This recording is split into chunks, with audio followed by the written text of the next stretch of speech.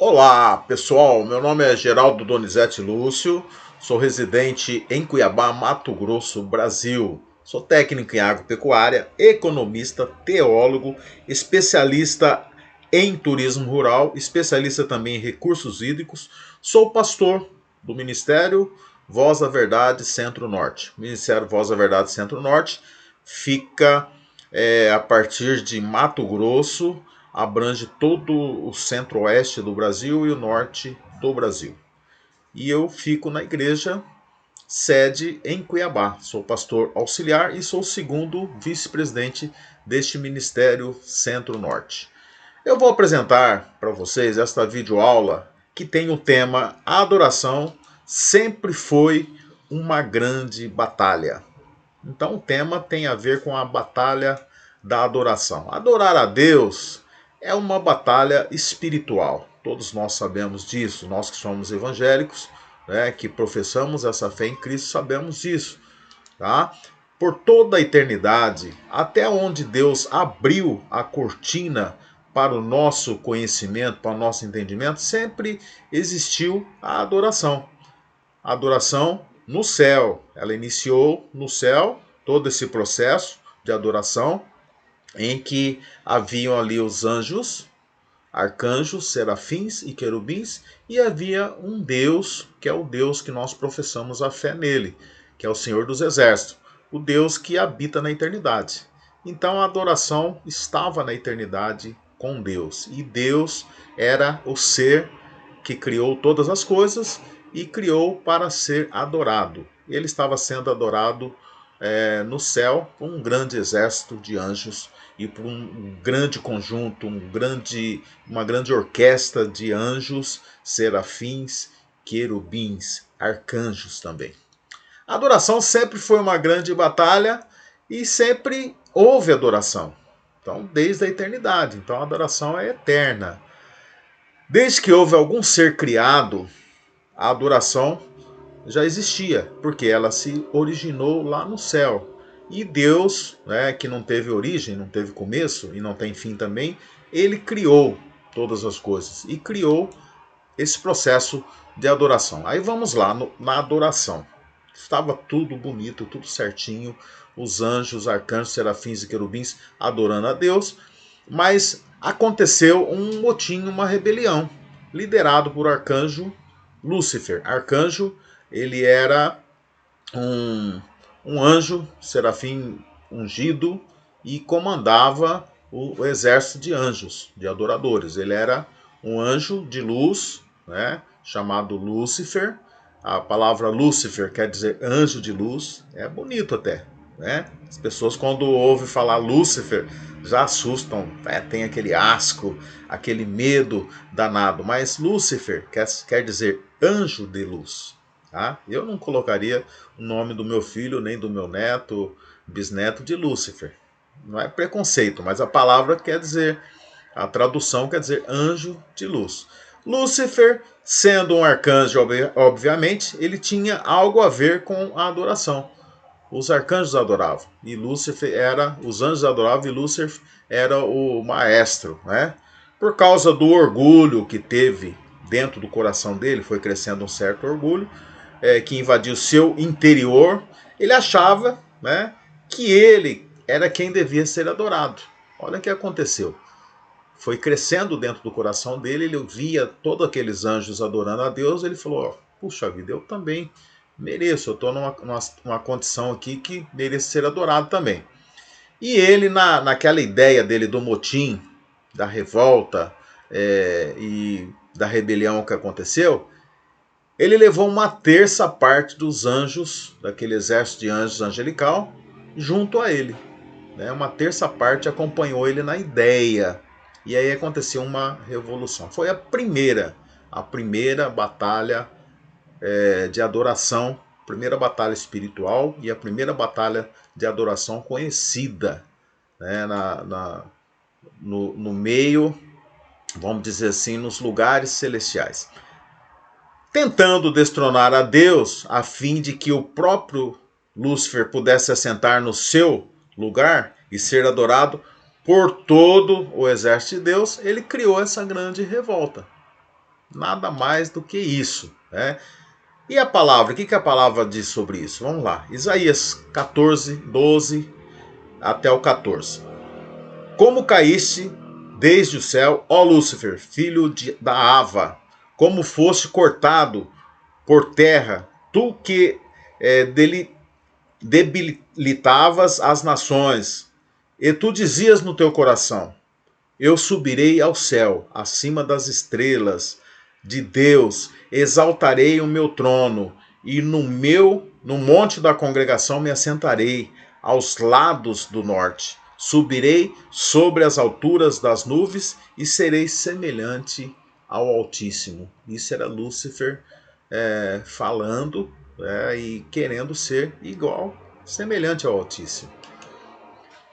Um grande confronto pessoal a respeito de adoração entre Lúcifer, né, que depois recebeu o nome de Satanás.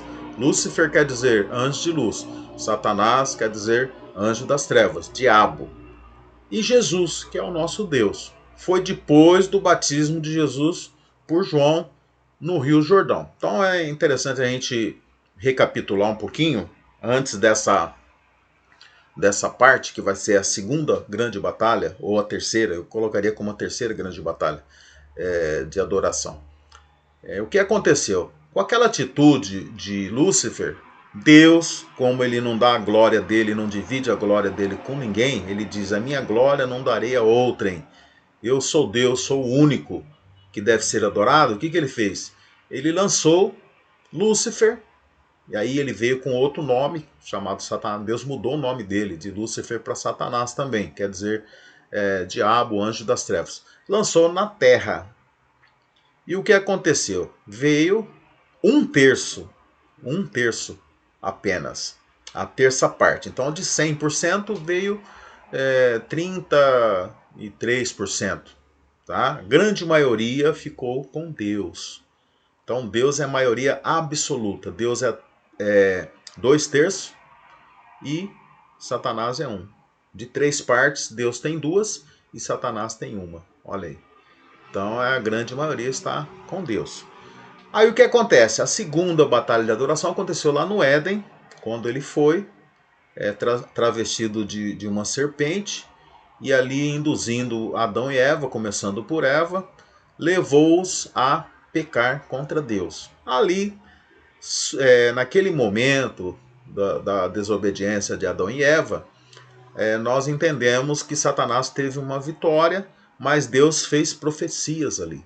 Deus lançou palavras de maldição sobre o homem, sobre a mulher, sobre a terra, que a terra ia produzir pragas e doenças, fruto, espinhos, cardos e abrolhos. A mulher ia ter dores de parto, o homem ia ter que trabalhar, comer do suor do seu rosto, mas falou que da semente da mulher, do homem e da mulher, semente da mulher, nasceria um que pisaria na cabeça da serpente. E esse nascido de homem também, foi Jesus. E a palavra diz que Deus estava em Cristo para reconciliar o homem consigo. Diz que o Verbo se fez carne e habitou entre nós. E nós vimos a sua glória como a glória do unigênito de Deus, do Pai. Aí o terceiro confronto, vamos dizer aí. Terceiro confronto. Um grande confronto, pessoal, a respeito da adoração entre Lúcifer, Satanás e Jesus, Deus. Foi depois do batismo de Jesus por João Batista, que era primo dele, no Rio Jordão. Mateus 4:1. Então foi conduzido Jesus pelo Espírito ao deserto para ser tentado pelo diabo. Mateus capítulo 4, versículo 9. No deserto da tentação, o diabo se atreveu a dizer ao próprio Jesus Cristo, ao Criador dos céus e da terra, ao verdadeiro e real dono do universo: tudo isso te darei, mostrando-lhes as riquezas do mundo, se prostrado me adorares. O que Jesus respondeu? Para trás de mim, Satanás. Aí tem uma figura, uma segunda figura que eu coloco aqui, bem contemporânea, as palavras, Você nunca pensou em ganhar dinheiro com o evangelho, virar um artista gospel e ficar rico com fama e sucesso? Ergue, erguer grandes templos de tijolos e cobrar para pregar? Imagina quanto poderia lucrar com isso. E nós podemos dizer assim, como Jesus: para trás de mim, Satanás. E aí continua, né? Satanás sabia que se o Senhor Jesus se dobrasse, ou lhe dobrasse o joelho em adoração, estaria reconhecendo ele como um ser superior, estaria reconhecendo Satanás como um ser superior.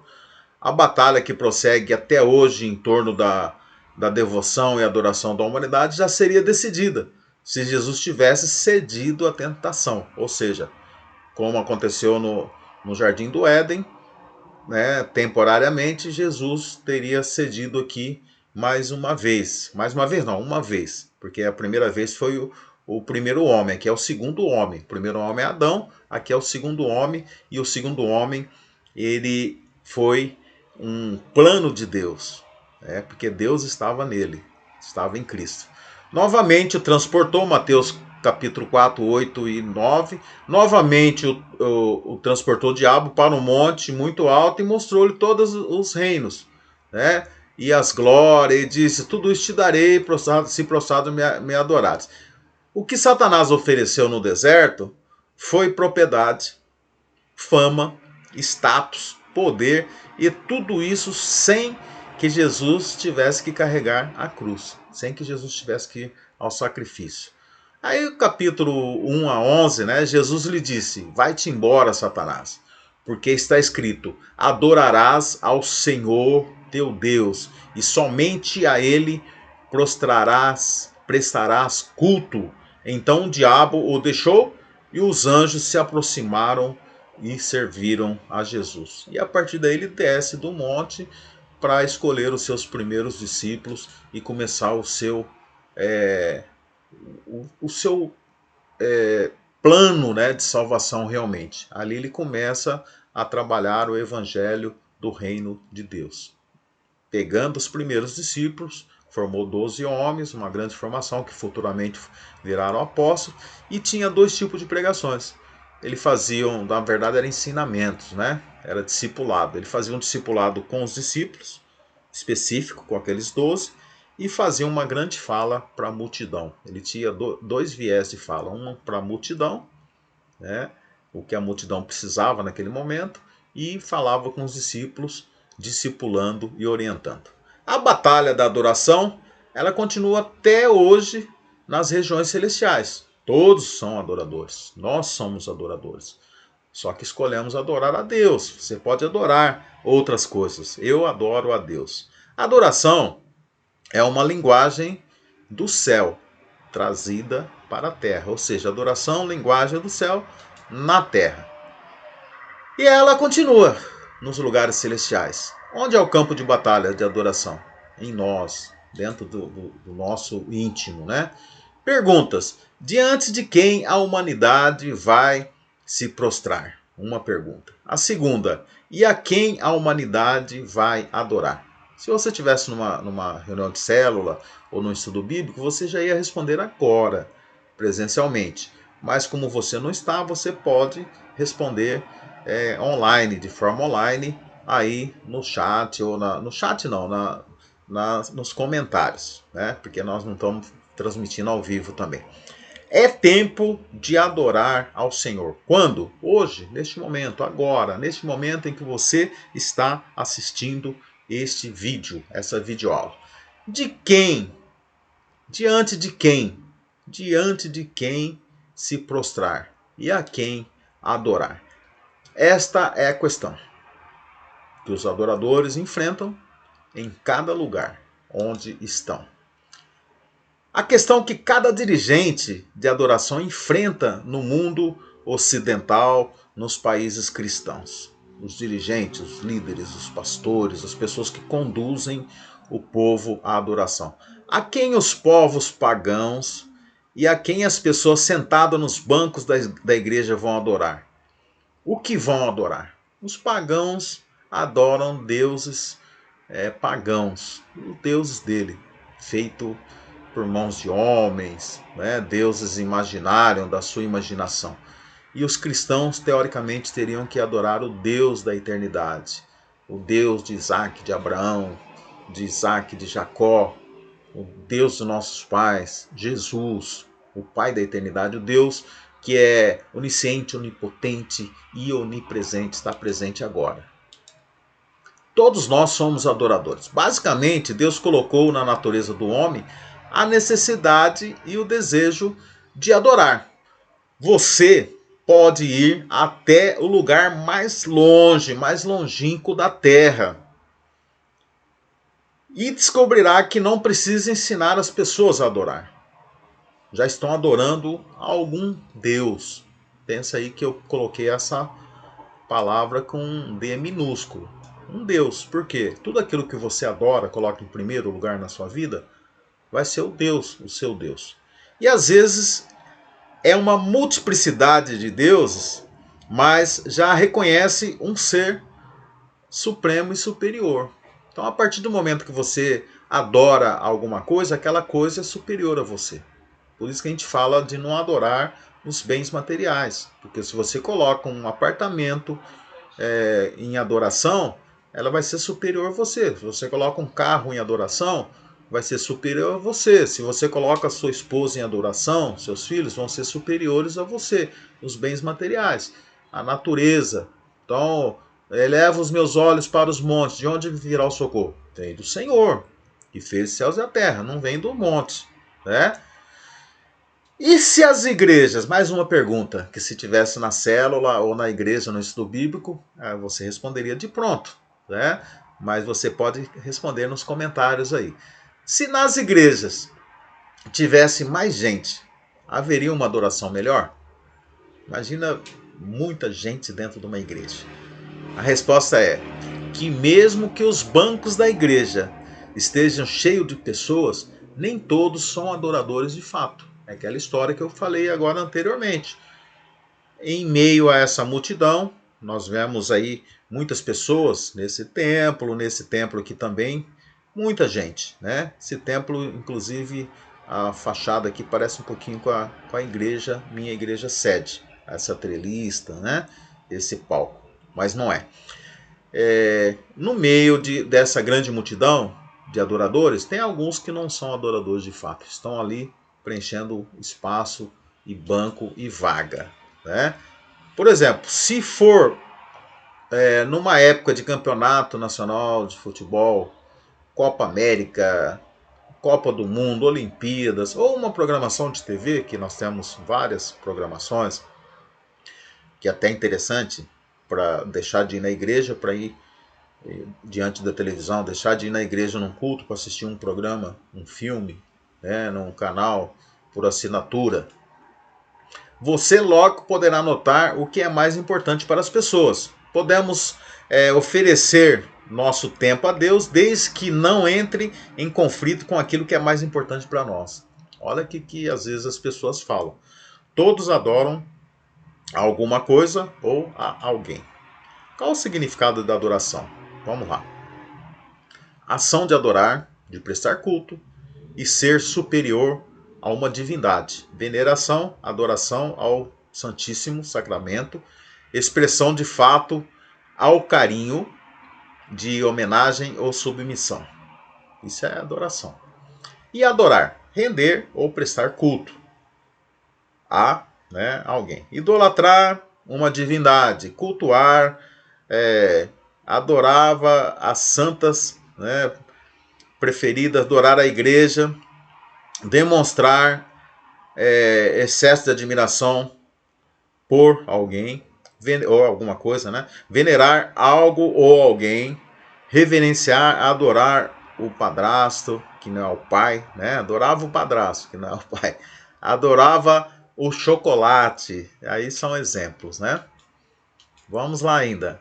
O ajuntamento significa também adoração. O ajuntamento do povo de Deus em adoração coletiva é de importância vital à vida da igreja. O que se passa no momento da adoração é para preparar o caminho para Deus visitar o seu povo ir em avivamento ou promover um avivamento. Então, o momento de adoração é um momento que você está na presença de Deus, chamando a presença de Deus para aquele local.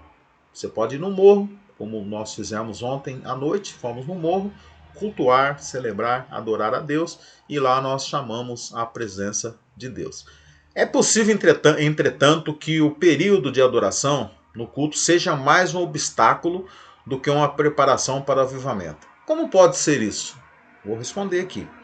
Vamos examinar primeiro o que é adoração e depois comparar como o que fazemos com o que fazemos hoje. Então, o que é adoração? Qual a essência da adoração? E o que você está fazendo hoje? Então, você está na igreja adorando a Deus com o celular ligado e mexendo no WhatsApp? Está adorando a Deus, mas andando pela igreja, circulando, indo no banheiro toda hora, indo para o estacionamento, cuidando mais da criança que está correndo para lá e para cá? Você não está em sintonia com aquele viés da adoração, com aquele momento da adoração, com aquela sintonia que você precisa, tá? Então a adoração, a gente vai falar muito ainda sobre isso, tá? É colocar o primeiro em primeiro, aquele que é primeiro, que é Deus, em primeiro lugar na sua vida. Vamos lá em mais significado. A palavra que é mais usada para a adoração no Velho Testamento, do que qualquer outra, é chacha. Sempre significa o ato de ajoelhar-se. Ajoelhe, abaixe, curve-se, dobre-se, prostre diante da pessoa que é o objeto de adoração. Você pode fazer isso diante de outros deuses? As pessoas fazem também. Mas nós fazemos diante do Deus, do nosso Senhor, que é o Deus dos exércitos. O Senhor dos exércitos está conosco. O Deus de Jacó é a nossa fortaleza. Inclinaram-se e adoraram ao Senhor com o rosto em terra. Neemias capítulo 8, versículo 6. Também os anciãos prostraram-se e adoraram. Apocalipse 5, versículo 14. Então, o prostrar, o ajoelhar-se é um ato de estar diante de Deus. E a verdadeira adoração ainda continua, né? Portanto, a verdadeira adoração deve começar com uma atitude de coração, de prostrar-se, de ajoelhar, de curvar-se em referência daquele a quem nós amamos e adoramos. Em alguns casos, pode haver até uma expressão corporal nessa atitude. Nós vimos que Miriam, irmã de Arão, irmã de Moisés, ela dançou com as mulheres. Nós temos dinâmica de coreografia e de adoração com danças, hoje na nossa igreja, resgatando essas danças do Velho Testamento, em que você, com expressão corporal, com um riso, o corpo fala. Eu gravei um vídeo sobre isso, sobre comunicação. E nesse vídeo, que está já na internet, fala que nós nos expressamos de diversas formas, de forma escrita, oral e também com gestos e com objetos, né? Vamos lá ainda na verdadeira adoração.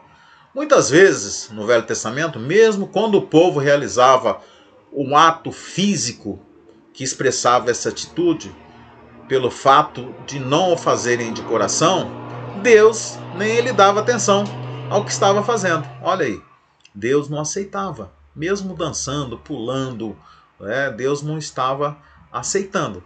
Prova, tá aí, Isaías 1. Deus disse: nem ouço, quando estendem a mim as suas mãos em oração, porque não o fazem de coração. Então, estender as mãos diante de Deus em oração. Senhor, ouça a minha oração. Falar, gritar. Deus não ouve se não fizer de todo o nosso coração. E com o nosso entendimento também. João capítulo 4, 23, 24. Adorar a Deus em espírito e em verdade é essencialmente uma questão de coração. Olha aí, João falando o que Isaías falou, né? Questão de coração. Jesus disse que é isso que o Pai procura, e isso é verdade até hoje. Aqui nós temos uma figura que eu achei interessante, peguei na internet, de soldados nigerianos em batalha. Eles se ajoelham para adorar a Deus. Estão em batalha, em guerra. Eles se ajoelham onde eles estão. Um sinal de que Deus está em qualquer lugar. Qualquer lugar você pode chegar e adorar a esse Deus. Adoração no Novo Testamento. A palavra mais usada para adoração no Novo Testamento é proskinel. Vocês me desculpem aí as pronúncias, mas está escrito, tá? Que significa basicamente a mesma coisa: curvar-se, dobrar-se, abaixar-se, ajoelhar-se. Contém também uma figura belíssima de beijar a mão da pessoa a quem se adora. Jesus, as pessoas faziam isso com Jesus, beijavam até os pés, tá? Porque ele era aquele que estava sendo adorado. Se não fizermos essas coisas fisicamente, não tem como fazer isso fisicamente com Deus agora, pelo menos no nosso coração, aí vem o fator coração de novo, deve haver essa atitude de nos baixar, curvar e adorar, ajoelhar-nos diante daquele a quem estamos adorando, se verdadeiramente estivermos adorando a Deus. Então, se está adorando a Deus, faça isso. Deus. Hoje vemos muita pouca atitude de abaixar-se, de humilhar-se na adoração. Ao contrário, parece que passamos uma proporção muito maior do nosso tempo em pé celebrando. Nas igrejas hoje contemporâneas acontece muito isso. Você fica 70% do tempo do culto em pé, cantando, celebrando, em pé, cantando, celebrando, e ninguém se baixa, se humilha, se enjoelha, Às vezes no culto de oração apenas. Pergunta: você costuma ver essa atitude de abaixar-se, ajoelhar-se, curvar-se diante daqueles a quem estamos adorando lá na igreja? Na sua igreja? Ou em qualquer outra igreja? Vamos lá. Fomos arrebatados pela tendência moderna e praticamos muito mais celebração do que adoração. É mais fácil, Celebração, cantar, pular, dançar na presença de Deus. A adoração, isso faz parte da adoração também, tá? É uma parte da adoração, que nós chamamos de celebração, tá? Seus joelhos podem te levar mais longe do que os seus pés. Então nós temos os pés que estão pulando e celebrando, e tem o joelho que tem que, na hora de prostrar, o joelho ele vale mais. A celebração ela faz parte integral das nossas vidas. Nós somos ordenados a celebrar. Então vamos todos juntos celebrar. Os filhos de Israel receberam a ordem para celebrar em memória da Páscoa, por exemplo. E eles fizeram isso. Tanto a adoração como a celebração devem fazer parte da vida na igreja.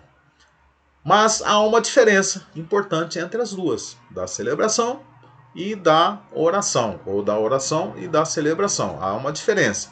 Na adoração, há um senso de temor e reverência por quem, Deus é. Ele é o foco da adoração. Então há uma diferença. Você tem um senso e você sabe, tem um temor de reverência por quem Deus é, quem Ele é realmente para você. E Ele é o foco total da adoração. E na celebração, nós regozijamos-nos e deleitamos-nos naquilo que Deus faz, ou naquilo que Deus já fez. Olha a diferença.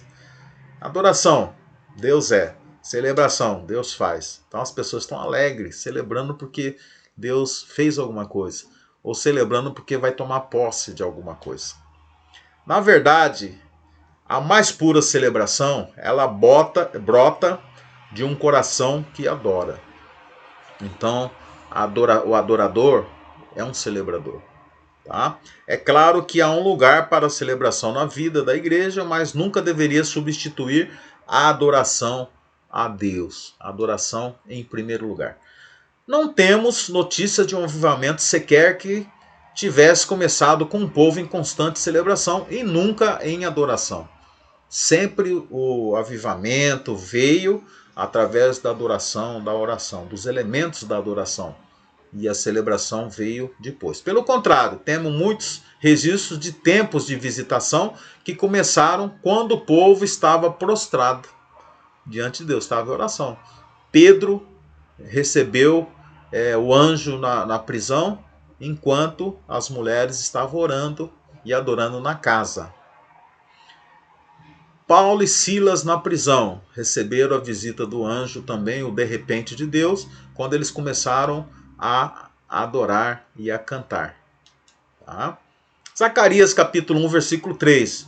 Portanto, dize-lhes, assim diz o Senhor dos Exércitos, tornai-vos para mim, diz o Senhor dos Exércitos, e eu me tornarei para vós, diz o Senhor dos Exércitos. É um ato de retornar, de voltar. Né? Às vezes a gente usa uma palavra na igreja típica, voltar ao primeiro amor. Atos capítulo 1, versículo 13 e 14. E entrando, subiram no cenáculo, onde habitavam Pedro e Tiago, João, André, Filipe, Tomé, Bartolomeu, Mateus, filho de Alfeu, Simão, e Zelote e Judas, irmão de Tiago. Todos estes perseveraram unanimemente em oração e súplicas com as mulheres e Maria, mãe de Jesus, e com seus irmãos. Oração e súplicas. Ainda em Atos 2, 1 a 4, e cumprindo-se o dia do Pentecostes. Isso aqui é fantástico, né? Estavam todos concordemente no mesmo lugar. Concordemente. Em concordância, né? E de repente veio do céu um som, como de um vento veemente e impetuoso, e encheu toda a casa em que estavam sentados. E foram vistas por eles línguas repartidas como de um fogo, os quais pousaram sobre cada um deles. E todos foram cheios do Espírito Santo e começaram a falar noutras línguas, conforme o Espírito lhe concedia que falasse. Então essa é a notícia de estar em adoração, e o Espírito veio e ativou e enviou para o Evangelho do Reino. Aí é lógico que eles celebraram essa atitude. As exigências de Deus não mudaram. Mesmo nos dias de hoje, a exigência é a mesma. Crônicas, capítulo 7, versículo 14. Se o meu povo, que se chama pelo meu nome, se humilhar e orar e buscar a minha face e se desviar dos seus maus caminhos, então eu ouvirei do céu e perdoarei os seus pecados e sararei a sua terra. A exigência continua. Estava em Crônicas, no Velho Testamento, e continua no dia de hoje. E a partir de orações que Deus ouve, orações que não podem ser deixadas de ouvir. Eu uso um termo assim, orações que Deus não recusa, que Deus não rejeita. Vai haver uma grande celebração e vai haver uma grande bênção. E nessa batalha de adoração, que acontece até nos dias de hoje, em que nós somos adoradores, vamos ser vencedores novamente. Que nós estamos na 4ª batalha de adoração. Amém? Muito obrigado. A paz do Senhor Jesus, e que sejamos, no processo, a partir da oração, que sejamos celebradores e que possamos ser adoradores de verdade. Amém? Em nome de Jesus.